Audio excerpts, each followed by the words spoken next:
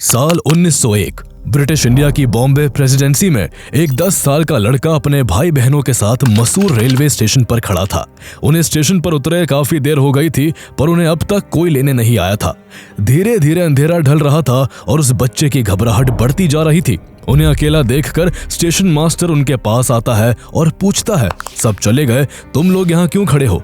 इस पर वो 10 साल का लड़का जवाब देता है कि उन्हें कोरेगांव जाना है और वो अपने पिता या उनके चपरासी के आने का वेट कर रहे हैं। उनके कपड़ों और हाव भाव देखकर स्टेशन मास्टर को लगता है कि वो बच्चे किसी ऊंची जाति के होंगे।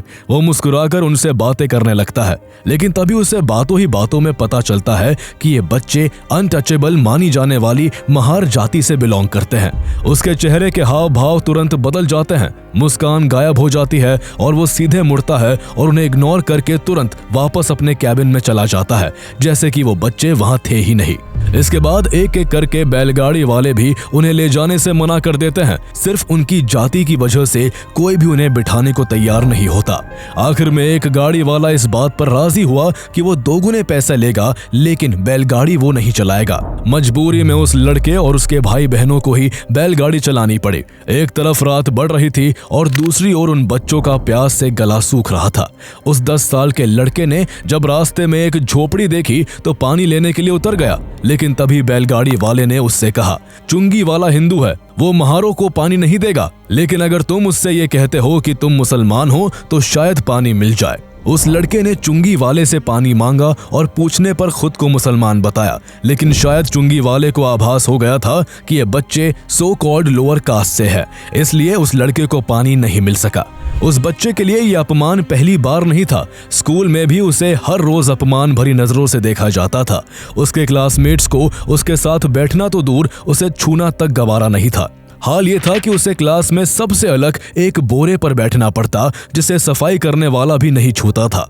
लेकिन उस वक्त किसी को कहां पता था कि यही लड़का आगे चलकर बैकवर्ड्स एंड दलित्स की वो आवाज बनेगा जिसकी गूंज पूरी दुनिया में सुनाई देगी। किसे अंदाजा था कि यही लड़का 4 दशक बाद आजाद भारत का संविधान लिखेगा। आज जब किसी पर जुल्म होता है, जब किसी के हक छीने जाते हैं, तो उसी के लिखे संविधान से न्याय मिलता है, जिसे अछूत कहकर समाज ने ठुकरा दिया था। आइए जानते हैं कहानी उस विजनरी लीडर, महान economist, social reformer, revolutionary thinker, आजाद भारत के पहले लॉ मिनिस्टर और इंडियन कॉन्स्टिट्यूशन के आर्किटेक्ट डॉक्टर भीमराव रामजी अंबेडकर की, जिन्होंने कास्ट डिस्क्रिमिनेशन की दीवार को सिर्फ चुनौती ही नहीं दी, बल्कि उसे तर्क, शिक्षा और संविधान के हथियार से तोड़ डाला। डॉक्टर भीमराव रामजी अंबेडकर का जन्म 14 अप्रैल 1891 को मध्य प्रदेश के महू में हुआ था। वो अपने माता पिता रामजी मालोजी सकपाल और भीमा बाई की 14वीं और आखिरी संतान थे। उनका परिवार उस समय की हिंदू सोसाइटी में अनटचेबल मानी जाने वाली महार जाति से था, जो महाराष्ट्र के रत्नागिरी जिले के आमडवे गांव के रहने वाले थे। भीमराव के पूर्वज लंबे समय से ब्रिटिश ईस्ट इंडिया कंपनी की सेना में सेवा करते आ रहे थे। उनके पिता रामजी सकपाल भी भारतीय सेना की महू कैंटोनमेंट में सर्विस दे रहे थे और सूबेदार के पद तक पहुंचे थे। भीमराव के जन्म के 2 साल बाद वो रिटायर हो गए और कुछ समय बाद वो अपने परिवार के साथ महाराष्ट्र के सतारा चले गए। इतने बड़े परिवार का गुजारा उनकी पेंशन से नहीं हो पा रहा था, इसलिए भीमराव का बाकी परिवार तो सतारा में ही रहा, लेकिन उनके पिता कोरेगांव में एक कैशियर की जॉब करने लगे। जब भीमराव स्कूल में पढ़ने गए तो उन्हें यहाँ उस चुनौती का सामना करना पड़ा जिसका दंश सैकड़ों पीढ़ियों से उनके समाज को झेलना पड़ रहा था। स्कूल में महार जाति का होने के कारण उनके साथ इनह्यूमेन डिस्क्रिमिनेशन होने लगा। क्लास में उन्हें बाकी बच्चों के साथ बैठने की परमिशन नहीं थी। स्कूल में अपने साथ वो एक बोरा लेकर आते थे जिसे सफाई करने वाला भी नहीं छूता था। हद तो ये थी कि वो खुद घड़े से पानी निकाल कर नहीं पी सकते थे। एक चपरासी उन्हें घड़े से पानी निकाल कर देता था और अगर चपरासी ना हो तो उन्हें प्यासा ही रहना पड़ता। यहाँ तक कि धोबी भी उनके कपड़े नहीं धोते थे। उस दौरान यह अपंग मानसिकता आम थी कि इस बिरादरी के लोगों के छूने से कोई अपवित्र हो जाएगा। सैकड़ों सालों से समाज की आंखों पर बंधी भेदभाव की इस पट्टी ने पूरी मानवता को खोखला बना रखा था। इस तरह सोसाइटी ने बचपन से ही भीमराव को खुद से अलग महसूस कराया। हालांकि स्कूल में सभी लोग इतने क्रूअल नहीं थे। अंबेडकर के स्कूल में कृष्ण केशव अंबेडकर नाम के एक टीचर थे जो ब्राह्मण जाति से होने के बावजूद इस तरह के सामाजिक नियमों को बिल्कुल नहीं मानते थे। कृष्ण केशव अंबेडकर भीमराव की काबिलियत से काफी खुश थे, लेकिन उनके साथ हो रहे इस भेदभाव से उन्हें काफी बुरा लगता था। इसलिए उन्होंने भीमराव को अपना सरनेम अंबेडकर दे दिया और तभी से भीमराव का नाम भीमराव अंबेडकर पड़ गया। लेकिन सरनेम बदलने से भी कुछ नहीं बदला। उनके साथ छुआछूत का वो भेदभाव जस का तस बना रहा। समाज की क्रूरता झेल रहे भीमराव के साथ प्रकृति ने भी क्रूर मजाक किया। जब वो सिर्फ 6 साल के थे तभी बीमारी के चलते उनकी मां की डेथ हो गई और चाइल्डहुड में ही उनके सर से मां का साया उठ गया। इसके बाद उनकी बुआ मीराबाई ने बच्चों की जिम्मेदारी संभाली। जब वो सिर्फ 10 साल के थे तब उनके पिता ने दूसरी शादी कर ली। पिता के इस कदम से भीमराव बेहद नाराज हुए, इसलिए उन्होंने घर से भागकर बंबई जाने का फैसला किया, जहां उनके कुछ जानने वाले मिल में नौकरी किया करते थे। बंबई जाने के लिए पैसों की जरूरत थी, इसलिए उन्होंने अपनी बुआ के वॉलेट से पैसे चुराने की कोशिश की। लगातार 3 रातों तक कोशिश करने के बाद जब बुआ का वॉलेट हाथ लगा तो उसमें सिर्फ आधा आना निकला। उन्हें अपनी बुआ की ऐसी हालत पर तरस और अपनी हरकत पर बहुत शर्म आई। वो जहां अपने पिता की दूसरी शादी से नाराज थे तो वही समाज के जातिगत भेदभाव ने उन्हें अंदर तक तोड़ दिया था। लेकिन इस घटना के बाद उन्होंने फैसला कर लिया कि वो अब स्कूल में मन लगाकर पढ़ाई करेंगे और एक दिन इतना बड़ा बनेंगे कि कोई उनके साथ भेदभाव नहीं कर सकेगा। यही से उनकी जिंदगी हमेशा के लिए बदल गई। वो पढ़ाई में इतने होशियार हो गए कि टीचर उनकी तारीफ करते नहीं थकते थे। ऐसे में टीचर ने अंबेडकर के पिता से उन्हें बेस्ट एजुकेशन दिलवाने की रिक्वेस्ट की। इसके बाद उनके पिता उनके आगे के एजुकेशन और बेहतर फ्यूचर की तलाश में अपने परिवार के साथ बॉम्बे आकर बस गए। यहाँ वो गरीबों की एक बस्ती में एक छोटे से कमरे में रहते थे, लेकिन उनके पिता ने उनकी पढ़ाई में कोई कसर नहीं छोड़ी। उनका एडमिशन बॉम्बे के सबसे अच्छे एल्फिनस्टोन हाई स्कूल में करवाया गया, लेकिन यहाँ भी छुआछूत ने उनका पीछा नहीं छोड़ा। उन्हें संस्कृत पढ़ने से सिर्फ इसलिए रोक दिया गया क्योंकि वो अनटचेबल माने जाने वाली जाति से थे। उन्हें हमेशा लगता कि गांव से शहर आकर भी समाज नहीं बदला है, लेकिन इस सब के बावजूद वो पूरी मेहनत से पढ़ाई में लगे रहे और साल 1907 में भीमराव ने मैट्रिकुलेशन की परीक्षा पास कर ली। अपनी कम्युनिटी से वो ऐसा करने वाले पहले इंसान थे। उस समय अर्ली मैरिजेस काफी कॉमन थी, इसलिए 15 साल की उम्र में ही भीमराव की शादी कर दी गई। उनकी पत्नी रमाबाई उस समय सिर्फ 9 साल की थी। भले ही भीमराव की जिंदगी हजारों संघर्षों से भरी हुई थी, लेकिन उनकी पत्नी रमाबाई उनका सबसे बड़ा सहारा बनी। उन्होंने हर मोड़ पर भीमराव का साथ दिया। वो घर घर जाकर गोबर के उपले बेचकर परिवार के पेट भरने का जतन करती और दूसरों के घरों में काम कर बाबा साहेब की शिक्षा का खर्च जुटाने में मदद करती थी। भीमराव भी उनका इतना सम्मान करते थे कि वो उन्हें पूजनीय मानते थे। भीमराव ने ऐसे ही कष्टों से जूझते हुए इंटरमीडिएट की परीक्षा भी पास कर ली, लेकिन आगे हायर एजुकेशन जारी रखने के लिए काफी पैसा चाहिए था, जिसका इंतजाम करना उनके लिए खुद से संभव नहीं था। लेकिन भीमराव इतने काबिल स्टूडेंट थे कि उनके कई वेलविशर्स उन्हें आगे बढ़ते हुए देखना चाहते थे। उनमें से ही एक वेलविशर के जरिए बड़ौदा के गायकवाड़ किंग सयाजीराव गायकवाड़ III ने भीमराव को हायर एजुकेशन के लिए मंथली स्कॉलरशिप ग्रांट कर दी, जिसके चलते भीमराव 1912 में बॉम्बे यूनिवर्सिटी से इकोनॉमिक्स एंड पॉलिटिकल साइंस में BA की डिग्री हासिल करते हैं। भीमराव ने अपने सपनों को उड़ान देना शुरू ही किया था कि इस बीच उनके पिता की तबीयत बेहद खराब हो गई और कुछ समय बाद उनके सर से पिता का साया भी उठ गया। लेकिन इसके बावजूद भीमराव का सफर रुका नहीं। पढ़ाई को लेकर उनका जुनून ऐसा था जिसके लिए वो हर सीमा को लांघने को तैयार रहते थे। साल 1913 में बड़ौदा के महाराजा ने एक स्कीम शुरू की, जिसके तहत कुछ आउटस्टैंडिंग स्कॉलर्स को आगे की पढ़ाई के लिए विदेश भेजा जाना था। भीमराव का भी इसमें सिलेक्शन हो गया, लेकिन उनके सामने एक शर्त रखी गई कि उन्हें विदेश से पढ़ाई पूरी करने के बाद 10 साल तक बड़ौदा स्टेट में सर्विस करनी होगी। उन्होंने इसे एक्सेप्ट कर लिया और 1913 में वो अमेरिका पहुंचकर कोलंबिया यूनिवर्सिटी में पढ़ाई करने लगे। यहाँ पर फ्रीडम एंड इक्वालिटी ने उनकी लाइफ को रीशेप किया। यहाँ कोई उनकी कास्ट के बेसिस पर उन्हें जज नहीं करता था। यूनिवर्सिटी में उनके main subjects economics and sociology थे। 1915 में उन्होंने यहाँ से MA की डिग्री हासिल कर ली और अगले ही साल उन्होंने national dividend for India, a historic and analytical study topic पर पीएचडी थीसिस भी कंप्लीट कर ली और वो पीएचडी होल्डर बन गए। इकोनॉमिक्स में फॉरेन से डिग्री लेने वाले वो पहले इंडियन थे, लेकिन अंबेडकर इतने पर भी नहीं रुके। इसके बाद वो इंग्लैंड चले गए, जहां उन्होंने लंदन स्कूल ऑफ इकोनॉमिक्स को ज्वाइन किया, लेकिन यहाँ कोर्स पूरा करने से पहले ही उन्हें जून 1917 में भारत वापस लौटना पड़ता है, क्योंकि उस समय तक 1914 में शुरू हुआ फर्स्ट वर्ल्ड वॉर चरम पर पहुंच चुका था और उन्हें बड़ौदा स्टेट द्वारा मिली स्कॉलरशिप भी एक्सपायर हो गई थी। भारत लौटने के बाद शर्त के अनुसार भीमराव अंबेडकर को स्टेट ऑफ बड़ौदा को सर्व करना था, इसलिए उनकी काबिलियत के दम पर उन्हें गायकवाड्स ऑफ बड़ौदा का मिलिट्री सेक्रेटरी अपॉइंट किया गया। पिछले 4 साल वो विदेश में बिना किसी भेदभाव के रहे थे और अनटचेबल वाली बातों से उनका कोई सामना नहीं हुआ था, लेकिन इतना पढ़ लिख लेने और ऊंची पोस्ट पर होने के बावजूद भारत में उनको उसी छुआछूत के कड़वे सच का सामना करना पड़ा। दफ्तर में उनके साथ काम करने वाला कोई भी उन्हें फाइल्स या पेपर सीधे हाथ में नहीं देता था। नौकर भी उनके डेस्क पर फाइलें फेंक कर जाते थे और उन्हें पीने के लिए पानी तक नहीं दिया जाता था। सिर्फ उनकी जाति की वजह से उनकी काबिलियत और शिक्षा का कोई सम्मान नहीं था। रहने के लिए उन्हें एक होटल से दूसरे होटल भटकना पड़ता, क्योंकि कोई भी उन्हें कमरा देने को तैयार नहीं था। आखिर में उन्होंने अपनी जाति छिपाने का फैसला किया और एक पारसी गेस्ट हाउस में रहने लगे। भीमराव को उम्मीद थी कि अपनी नौकरी के जरिए उन्हें कहीं और रहने की जगह मिल जाएगी, लेकिन इससे पहले कि वो ऐसा कुछ कर पाते, एक सुबह जब वे काम के लिए निकल रहे थे तो कुछ लोग लाठियां लेकर उनके कमरे के बाहर आ गए।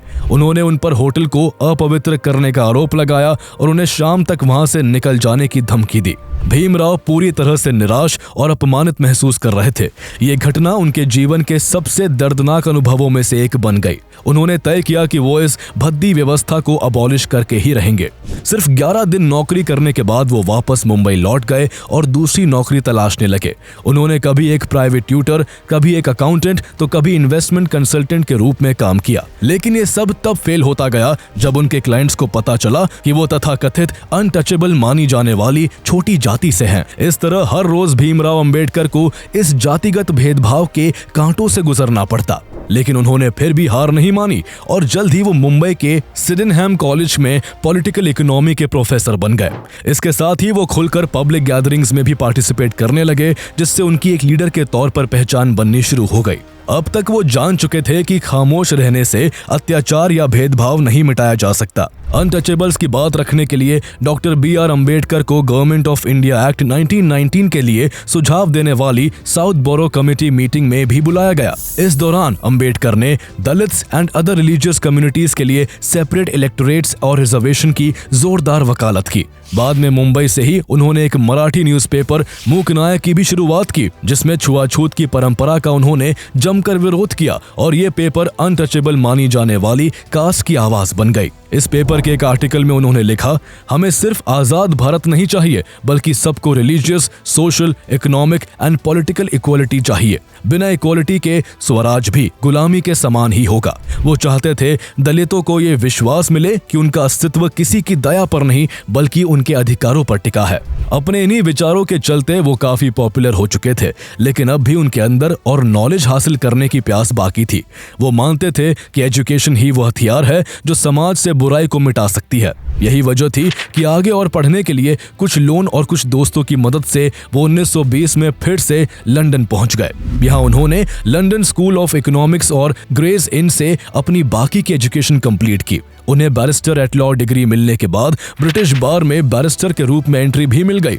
एजुकेशन को लेकर वो इतने ज्यादा पैशनेट थे कि उन्होंने दर्जनों बड़ी डिग्रियां हासिल की, जिनमें से 4 तो केवल डॉक्टोरल डिग्रीज ही थी। लेकिन इतनी ऊंची डिग्रियां हासिल करने के बाद भी उन्हें पैसों की तंगी का सामना करना पड़ा। अप्रैल 1923 में जब वो भारत वापस आए तो उन्होंने एक बैरिस्टर के तौर पर काम करने का फैसला किया, लेकिन उनकी इकोनॉमिक कंडीशन इतनी खराब थी कि उनके पास वकालत करने के लिए लाइसेंस लेने तक के पैसे नहीं थे। ऐसे में उनके पुराने दोस्त एक बार फिर उनकी मदद के लिए आगे आए और उनकी मदद से डॉक्टर भीमराव अंबेडकर ने जून 1923 में एक बैरिस्टर के तौर पर अपनी प्रैक्टिस शुरू कर दी। बॉम्बे हाई कोर्ट में अपनी वकालत की प्रैक्टिस के दौरान डॉक्टर अंबेडकर अंबेडकर अनटचेबल मानी जाने वाली जातियों को एजुकेट करने और उनके अपलिफ्टमेंट के लिए मूक नायक के साथ साथ बहिष्कृत भारत, समता, प्रबुद्ध भारत और जनता नाम की मैगजीन्स भी पब्लिश करने लगे। इन मैगजीन्स के अलावा वो लगातार जनसभाओं में हिस्सा लेते रहे, जिसके चलते उनकी बात देश भर में सुनी जाने लगी। वो जल्द ही दलितों के एक बड़े नेता के तौर पर उभर के सामने आने लगे। उनकी बढ़ती पॉपुलैरिटी के बारे में ब्रिटिश सरकार भी अच्छे से जानती थी, इसलिए साल 1926 में बम्बई के गवर्नर ने उन्हें बॉम्बे लेजिस्लेटिव काउंसिल के मेंबर के रूप में नॉमिनेट कर दिया। उस समय बम्बई की महाद म्यूनिसिपैलिटी में एक चवदार टैंक था, जिसके पानी को दलित लोग हाथ भी नहीं लगा सकते थे। इस मामले को जब बॉम्बे लेजिस्लेटिव काउंसिल में उठाया गया तो सरकार ने दलितों के हक की बात मान ली। कागजों में तो उन्हें यहाँ से पानी भरने का अधिकार मिल गया था, लेकिन जमीनी हकीकत जस की तस बनी रही। इसके बाद 1927 में भीमराव अंबेडकर ने एक जनसभा में जोरदार भाषण देते हुए कहा कि ये बात सिर्फ पानी की नहीं बल्कि हमारे आत्मसम्मान की है। इसके बाद हजारों लोगों की भीड़ के साथ चवदार टैंक पहुंचकर उन्होंने वहां से पानी पिया। इससे गांव के तथाकथित ऊंची जाति के लोग गुस्से से आग बबूला हो गए और उन्होंने लाठी डंडों से कई दलितों को वहां पीटा। इस घटना ने देश भर में सुर्खियां बटोरी और दलित आंदोलन की आग भड़क उठी। इस घटना के बाद अंबेडकर महाराष्ट्र और देश के कई हिस्सों में जनसभाएं कर ऊंची जातियों की श्रेष्ठता पर सवाल खड़े करके दलितों को एकजुट करने लगे। एक सभा के दौरान उन्होंने हिंदू धर्म ग्रंथ मनुस्मृति को ये कहते हुए जला दिया कि ये दलितों के साथ सदियों से होते आए भेदभाव के लिए जिम्मेदार है। अंबेडकर के इस कदम ने भारतीय समाज को अंदर से झकझोर कर रख दिया। लेकिन डॉक्टर B.R. अंबेडकर यही रुकने वाले नहीं थे। साल 1909 में मिंटो मोर्ले रिफॉर्म्स के तहत मुसलमानों को सेपरेट इलेक्टोरेट मिला था, जिसके चलते लेजिस्लेटिव काउंसिल में मुसलमानों की अलग सीटें थी और उन पर वोट भी सिर्फ मुस्लिम ही कर सकते थे।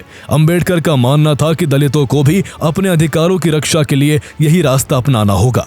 इसलिए साल 1928 में जब साइमन कमीशन भारत आया तो उन्होंने साइमन कमीशन के सामने मांग रखी कि दलित समाज को कुछ सीटों पर सेपरेट इलेक्टोरेट का राइट मिलना चाहिए, जिसमें सिर्फ दलितों को उनका नेता चुनने का अधिकार मिले। कांग्रेस के बड़े नेताओं ने इसका कड़ा विरोध किया। साइमन कमीशन के खिलाफ उस वक्त देश भर में पहले से ही विरोध हो रहा था, लेकिन अंबेडकर फिर भी इसके पक्ष में काम कर रहे थे। इसलिए उनके खिलाफ भी रोष भड़क उठा और उन्हें एक नेशनलिस्ट लीडर के बजाय सिर्फ दलितों के नेता के रूप में देखा जाने लगा। अंबेडकर भी अपनी इमेज की परवाह किए बिना अपने काम में लगे रहे। जब उन्हें लगा कि उन्हें न्याय नहीं मिल रहा है तो उन्होंने जातिवाद से तंग आकर 1929 में जलगांव की एक सभा में मंच से खड़े होकर ऐलान किया, अब ज्यादा दिन तक हिंदू बनकर इस समाज में नहीं रहा जा सकता। हमें अगर इस गरीबी और दुर्दशा से बाहर निकलना है तो कोई दूसरा धर्म अपनाना ही होगा। उनकी स्पीच से ऐसा असर हुआ कि कई महारों ने हिंदू धर्म छोड़ बौद्ध धर्म को अपना लिया। इस बीच साल 1930 में साइमन कमीशन रिपोर्ट आई, जिसका चारों तरफ विरोध हुआ, लेकिन भीमराव अंबेडकर इसका भी समर्थन कर रहे थे। इसके बाद 1930 में ही लंदन में पहली राउंड टेबल कॉन्फ्रेंस हुई, जिसमें अंबेडकर भी शामिल हुए। पहली बार इतने बड़े मंच पर दलितों की आवाज बनकर उनकी ही जाति से निकला कोई शख्स उनका रिप्रेजेंटेशन कर रहा था। लेकिन इस राउंड टेबल कॉन्फ्रेंस में महात्मा गांधी शामिल नहीं हुए, क्योंकि वो साइमन कमीशन की रिपोर्ट से सहमत नहीं थे। देश में उस वक्त तक जवाहरलाल नेहरू, सरदार पटेल जैसे कई बड़े कांग्रेसी नेता गांधी जी के साथ कदम से कदम मिलाकर चल रहे थे, लेकिन भीमराव अंबेडकर के विचार उनसे मेल नहीं खाते थे। गांधी जी के बुलावे पर डॉक्टर अंबेडकर ने उनसे पहली बार 14 अगस्त 1931 को मुंबई के मणि भवन में मुलाकात की। महात्मा गांधी ने उनसे कहा, मुझे पता चला है कि आपको मुझसे कई शिकायतें हैं। इस पर अंबेडकर बोले, गांधी जी, मेरी कोई मातृभूमि नहीं है। कोई भी स्वाभिमानी दलित इस देश पर गर्व नहीं करेगा। मैं इस भूमि को अपनी मातृभूमि और इस धर्म को अपना कैसे कह सकता हूँ जहाँ हमारे साथ जानवरों से भी बुरा बिहेव किया जाता है, जहाँ हमें पीने के लिए पानी भी नहीं मिलता। इस पर महात्मा गांधी बड़े ही रूखे अंदाज में बोले, जब आप पैदा भी नहीं हुए थे, मैं तब से ही दलितों के साथ हो रहे भेदभाव और उनके अधिकारों के बारे में सोचता रहा हूँ, लेकिन मुझे हैरानी इस बात की है कि आप मुझे तब भी उनका हितैषी नहीं मानते हैं। गांधी जी ने आगे कहा, मुझे इसे कांग्रेस के मंच का हिस्सा बनाने के लिए बहुत प्रयास करने पड़े। कांग्रेस ने दलित के सुधार पर कम से कम 20 लाख रुपए खर्च किए हैं। अंबेडकर ने इस पर तीखी प्रतिक्रिया देते हुए कहा, गांधी जी फिर तो ये पैसा बेकार गया, क्योंकि इससे दलितों का कोई भी फायदा नहीं हुआ। इस तरह पहली ही मुलाकात से देश के दोनों बड़े नेताओं के बीच तनातनी की शुरुआत हो गई थी। गांधी जी वही नेता थे जिन्होंने दलितों को हरिजन का टाइटल दिया था, जिसका मतलब भगवान का सेवक होता है। गांधी जी ने इस शब्द का यूज करके सोसाइटी से दलितों के प्रति भेदभाव को दूर करने और उन्हें समाज में इक्वलिटी दिलाने का प्रयास किया था। लेकिन बाबा साहेब अम्बेडकर का मानना था कि दलितों के अधिकार के लिए कांग्रेस या गांधी जी पर डिपेंड नहीं हुआ जा सकता, इसलिए उन्होंने इसकी बागडोर अपने हाथों में ले रखी थी। इसके बाद 1931 में लंदन में एक और राउंड टेबल कॉन्फ्रेंस हुई, जिसमें गांधी जी भी शामिल हुए। यहाँ पर भी भीमराव अंबेडकर ने दलितों के लिए सेपरेट इलेक्टोरेट की मांग रखी, लेकिन गांधी जी उनके विचारों से बिल्कुल भी सहमत नहीं थे। उनका मानना था कि ऐसा करने से हिंदू समाज बंट जाएगा। हालांकि ब्रिटिश सरकार अंबेडकर के विचारों से सहमत थी, इसलिए गांधी जी के विरोध के बावजूद British prime minister Ramsay MacDonald ने 1932 में कम्युनल अवार्ड की घोषणा की, जिसमें दलितों सहित अन्य माइनॉरिटीज के लिए सेपरेट इलेक्टोरेट का प्रोविजन था। गांधी जी इससे काफी नाराज हो गए और विरोध में उन्होंने पुणे की यरवदा जेल में आमरण अनशन शुरू कर दिया। अनशन की वजह से महात्मा गांधी की तबीयत लगातार बिगड़ने लगी, जिससे देश के कई हिस्सों में भीमराव अंबेडकर के पुतले जलाए जाने लगे और उन्हें डेथ थ्रेट्स मिलने लगी। विरोध इतना बड़ा कि आखिरकार भीमराव अंबेडकर को 24 सितंबर 1932 को महात्मा गांधी के साथ समझौते के तौर पर पूना पैक्ट साइन करना पड़ा, जिसके तहत दलितों के लिए सेपरेट इलेक्टोरेट और 2 वोट का अधिकार खत्म हो गया। इससे पहले ब्रिटिश कम्युनल अवार्ड ने दलितों को अलग वोटर लिस्ट के साथ साथ 2 वोट का अधिकार दिया था, जिसके तहत एक दलित वोटर अपनी कम्युनिटी के कैंडिडेट के लिए एक अलग वोट देता था और साथ ही एक जनरल वोटर के रूप में भी वोट कर सकता था। हालांकि इस पूना पैक्ट में दलितों के लिए प्रोविंशियल लेजिस्लेचर्स में रिजर्व्ड सीट्स की संख्या को 71 से बढ़ाकर 147 कर दिया गया और सेंट्रल लेजिस्लेचर में कुल सीट्स 18% कर दी गई। लेकिन फिर भी समझौते के लिए अंबेडकर की अपने ही समाज में काफी आलोचना हुई। चूंकि डॉक्टर बी.आर. अंबेडकर इकोनॉमिक्स में भी ज्ञानी थे, इसलिए उन्होंने रिजर्व बैंक ऑफ इंडिया की एस्टैब्लिशमेंट में भी एक इम्पोर्टेंट रोल प्ले किया। उन्होंने हिल्टन यंग कमीशन के सामने अपनी रिकमेंडेशंस रखी, जिसमें उन्होंने इंडियन इकोनॉमी के लिए एक सेंट्रल बैंक की इंपॉर्टेंस और उसके फंक्शंस पर इन डेप्थ एनालिसिस को पेश किया। उनके स्टडी को कमीशन ने बहुत सराहा और उनकी सिफारिशों को अपनी रिपोर्ट में शामिल किया। कमीशन की रिपोर्ट में भारतीय सेंट्रल बैंक की स्थापना की सिफारिश की गई, जिसे बाद में reserve bank of India act 1934 के रूप में कानूनी जामा पहनाया गया और 1 अप्रैल 1935 को आरबीआई ऑपरेशनल हो गई।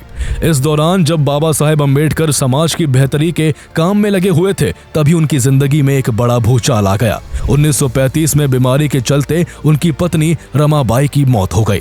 रमाबाई की मृत्यु पर बाबा साहेब फूट फूट कर रोए थे। उन्होंने अपनी किताब थॉट्स ऑन पाकिस्तान को अपनी पत्नी रमाबाई को समर्पित करते हुए लिखा था कि उन्हें मामूली भीमा से डॉक्टर अंबेडकर बनाने का श्रेय रमाबाई को जाता है। पत्नी की मौत के बाद वो काफी अकेले पड़ गए, लेकिन इसके बावजूद वो अपने काम में लगे रहे। उन्होंने डिप्रेस क्लासेस के इंटरेस्ट को सेफगार्ड करने के लिए इंडिपेंडेंट लेबर पार्टी की स्थापना की, जिसने 1937 के सेंट्रल लेजिस्लेटिव असेंबली इलेक्शंस में 15 सीटें जीती और उन्हें बॉम्बे से member of the legislative assembly के रूप में चुना गया। यहाँ से सरकार के भीतर उनके पॉलिटिकल करियर की शुरुआत हो गई। सरकार में रहते हुए उन्होंने वर्कर्स की हालत सुधारने के लिए कई काम किए। साल 1942 में उन्होंने All India Scheduled Caste Federation की स्थापना की, जिसके बाद उन्हें 1942 में member of the viceroy's executive council appoint किया गया, जहां उन्होंने मिनिस्टर ऑफ लेबर के रूप में काम किया। इस पद पर रहते हुए अंबेडकर कई लेबर रिफॉर्म्स लेकर आए। उन्होंने नवंबर 1942 में नई दिल्ली में आयोजित इंडियन लेबर कॉन्फ्रेंस के 7th सेशन में वर्किंग आवर्स को 12 घंटे से बदलकर 8 घंटे कर दिया। यह देश भर के सभी वर्कर्स के लिए एक बहुत राहत भरा फैसला था। इस दौरान देश और दुनिया एक ऐतिहासिक मोड़ पर खड़ी थी। सेकेंड वर्ल्ड वॉर के चलते यूरोप की हालत खराब थी और इधर भारतीय नेताओं ने आजादी की लड़ाई छेड़कर अंग्रेजों को भारत छोड़ने पर मजबूर कर दिया था। लेकिन ऐसे में देश को एक संविधान की जरूरत थी।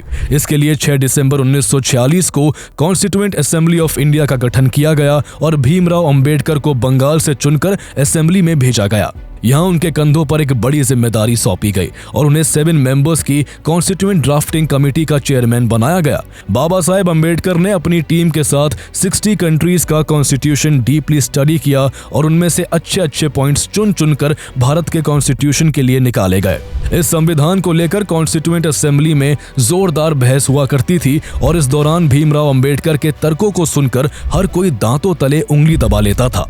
उन्होंने फंडामेंटल राइट्स पर भारतीय संविधान में काफी जोर दिया और इंश्योर किया कि कॉन्स्टिट्यूशन में सभी सिटीजन्स को रिलीजियस फ्रीडम मिले। अंबेडकर ने भारत को एक यूनियन ऑफ स्टेट्स के रूप में डिजाइन किया, जहां स्टेट्स को ऑटोनॉमी हो लेकिन सेंटर गवर्नमेंट इतनी स्ट्रांग रहे कि देश टुकड़ों में ना बंट सके। इमरजेंसी प्रोविजंस, प्रेसिडेंट की शक्तियां, गवर्नर सिस्टम, ये सब उनके बैलेंसिंग विजन का हिस्सा थे। उनकी कानूनी समझ, इंटेलेक्चुअलिटी एंड सोशल जस्टिस के प्रति सोच ने उन्हें आगे चलकर father of the Indian constitution की उपाधि भी दिलाई। बी.आर. अंबेडकर ने कॉन्स्टिट्यूशन में SC/ST के लिए कई इंपॉर्टेंट कॉन्स्टिट्यूशनल प्रोविजन शामिल किए, जिनमें सबसे प्रमुख जॉब्स और एजुकेशनल इंस्टीट्यूशंस में रिजर्वेशन का प्रोविजन था, ताकि उन्हें मेन स्ट्रीम में लाया जा सके। इसके अलावा उन्होंने लेजिस्लेचर्स में उनके लिए रिजर्वेशन ऑफ सीट्स एश्योर किया, ताकि उन्हें पॉलिटिकल रिप्रेजेंटेशन मिल सके। इसके साथ ही कॉन्स्टिट्यूशन में आर्टिकल 17 को भी ऐड किया गया, जिससे अनटचेबिलिटी एक पनिशेबल ऑफेंस बन गया। बाबा साहेब अम्बेडकर ने सिर्फ दलितों के लिए ही नहीं बल्कि समाज के हर वर्ग का ध्यान रखते हुए संविधान को लिखा।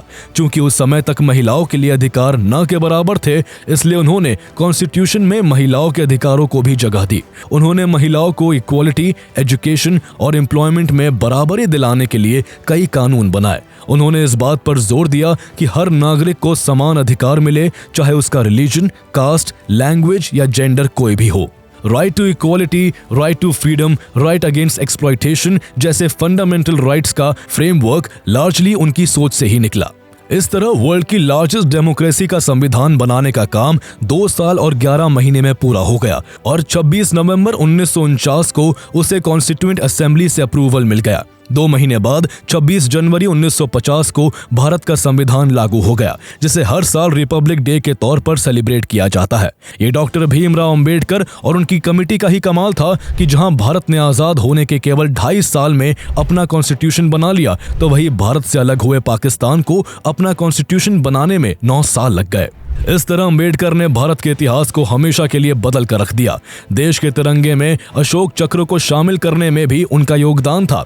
आजाद भारत की पहली सरकार में वो मिनिस्टर ऑफ लॉ बनाए गए। 1951 में उन्होंने पार्लियामेंट में हिंदू कोड बिल इंट्रोड्यूस किया, लेकिन कई ऐसे मुद्दे थे जिन पर उनकी सरकार के साथ ज्यादा नहीं बनी और इसलिए इसी साल उन्होंने कैबिनेट से इस्तीफा दे दिया। 1952 में देश में पहली बार लोकसभा चुनाव हुए, जिसमें अंबेडकर अपनी ही शेड्यूल्ड कास्ट फेडरेशन से चुनाव लड़े, लेकिन कांग्रेस की लहर के कारण उन्हें अपने ही पर्सनल असिस्टेंट रहे नारायण एस काजरोलकर से हार का सामना करना पड़ा। अंबेडकर के लिए ये एक बड़ा झटका था, क्योंकि दलित समुदाय का सबसे बड़ा चेहरा होने के बावजूद भी वो चौथे स्थान पर रहे।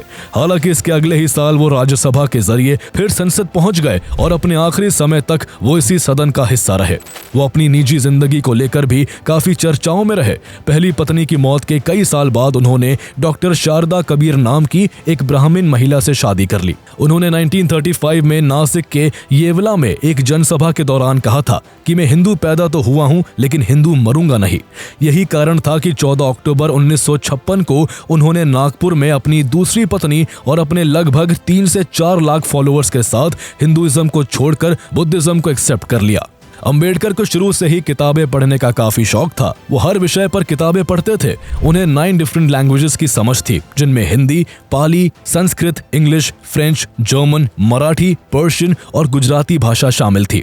नॉलेज के प्रति इसी प्यास की वजह से उनकी दुनिया की सबसे बड़ी प्राइवेट लाइब्रेरी थी, जिसमें 50,000 से भी ज्यादा किताबें मौजूद थी। इसके अलावा उन्होंने अपनी जिंदगी में दर्जनों किताबें लिखी, जिनमें उनकी आखिरी किताब द बुद्धा एंड हिज धामा थी। इस किताब को पूरा करने के महज 3 दिन बाद 6 दिसंबर 1956 को दिल्ली में डॉक्टर भीमराव अंबेडकर की मृत्यु हो गई। आज भी उनकी डेथ एनिवर्सरी को पूरे देश में महापरिनिर्वाण दिवस के रूप में मनाया जाता है। 1990 में उन्हें मरणोपरांत भारत का सर्वोच्च नागरिक सम्मान भारत रत्न से सम्मानित किया गया। डॉक्टर भीमराव अंबेडकर का जीवन आज भी करोड़ों लोगों के लिए प्रेरणा है। कभी दलित समाज से होने की वजह से समाज में भेदभाव का शिकार बने भीमराव अंबेडकर ने ऐसा इतिहास रचा कि आज जब किसी के सर पर लाठी की चोट पड़ती है या किसी के अधिकार छीने जाते हैं तो सामने चाहे सरकार खुद क्यों ना हो, एक आम नागरिक के लिए संविधान और उसके अधिकार उसकी ढाल बनकर खड़े होते हैं। अगर आपको ऐसे ही इंस्पिरेशनल लोगों की कहानी पसंद है तो आपको दुनिया के सबसे बड़े मैथमेटिशियन श्रीनिवास रामानुजन की कहानी जरूर पसंद आएगी, जिनके एक्स्ट्राऑर्डिनरी टैलेंट की वजह से उन्हें the man who knew infinity कहा जाता है। उनकी पूरी कहानी जानने के लिए आप हमारा पिछला वीडियो देख सकते हैं, जिसका लिंक आपको डिस्क्रिप्शन में मिल जाएगा।